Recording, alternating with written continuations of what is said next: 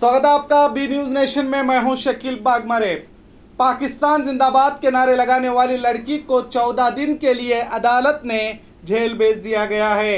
अमूल्या नामी इस लड़की ने कल बेंगलुरु एनआरसी सीएए के विरोध कार्यक्रम में एआईएमआईएम के अध्यक्ष असदुद्दीन ओवैसी के मौजूदगी में पाकिस्तान जिंदाबाद के नारे लगाए थे।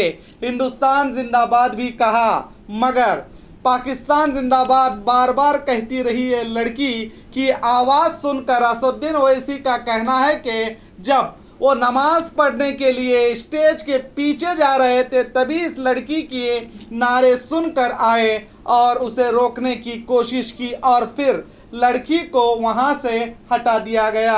मैं इसकी निंदा करता हूं। ये लोग पागल हैं और वो देश से प्यार नहीं करते हैं। ऐसे आंदोलन कभी बर्दाश्त नहीं किए जा सकते, ओवैसी ने कहा। इस पर अमूल्या के पिता ने भी अपनी बेटी की इस हरकत पर नाराजगी इजहार की है।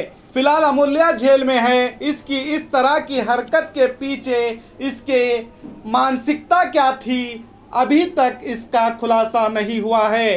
फिलहाल पुलिस ने इसके खिलाफ दफा 124 के तहत मुल्क से गद्दारी का मुकदमा दाखिल करके सेंट्रल जेल भेज दिया गया है। और खबरों के लिए देखते रहिए बी न्यूज नेशन।